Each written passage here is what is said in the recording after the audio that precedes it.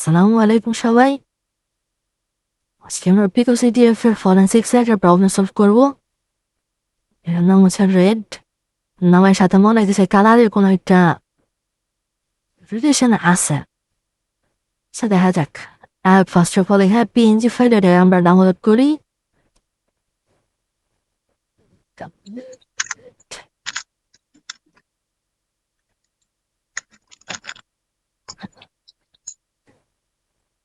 এইখানে আমরা হিন্টস গুলো দেখি। হিন্টস হচ্ছে ইমেজ, পিকচার আর জিপিএ। এই যে এটা দিয়ে কিছু বোঝাচ্ছে আর রেড, গ্রিন, ব্লু, এতে আলফা। কালারের কোনো একটা কম্বিনেশন আছে, এখানে রিলেশন আছে। ফার্স্ট অফ অল এটা ওপেন করে দিই। ওপেন করলাম, এটা ফুল রেড, কিছু বোঝাই গেছে আমার। দেখ এরপর আমরা check whatever Facebook use call now. Facebook এখন কি বলে ডাকে? মেটা, মানে মেটা কোম্পানি তো আমার মেটা ডেটারে ইন্ডিকেট করতে হবে। মেটা ডেটা চেক করি।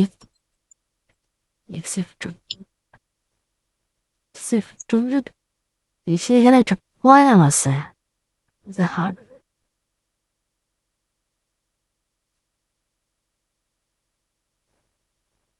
আচ্ছা, পয়েমটা পরে আমি যা বুঝলাম এখানে কালার কম্বিনেশনের ভিতরে আর কি লুকানো আছে ফ্ল্যাগটা। আচ্ছা, তাইলে এখন আমরা ইউজ করবো স্টেক সেট, না সরি জেড স্টেক, যেহেতু এটা PNG file. Z stack tools, Z stack, এই যে জেড স্টেক টুলস আমরা ইউজ করবো।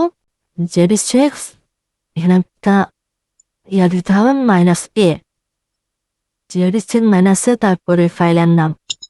এখন যখন আমরা এটা এন্টার দিলাম, এইখানে দেখি কি আসে। এই যে শুরুতে চলে আসছে এখানে একটা বেস 64 কোডের একটা টেক্সট আসছে, বেস 64, কারণ এটা কালার প্রসেসিং এর একটা প্রবলেম। এই যে এটাকে আমরা কপি করলাম।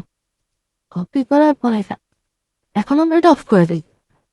কন্ট্রোল জেড দিয়ে এটা আমরা অফ করে দিছি টুলসটা।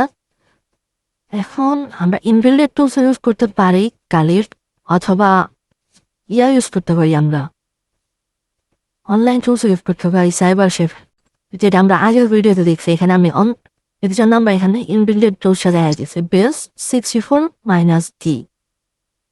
এই যে এটা দিয়ে এন্টার দিলে এই যে ফ্ল্যাগটা চলে আসছে। কিছুই না, সাইবার সেফ দিয়ে আমরা ফ্রম বেস 64 দিলেও সেম প্রবলেম ইয়াই আসতো, স্ট্রিং আসতো, অ্যান্সার আসতো, সলভ হয়ে গেছে। কারো যদি বুঝতে অসুবিধা থাকে অবশ্যই কমেন্টে জানাবেন।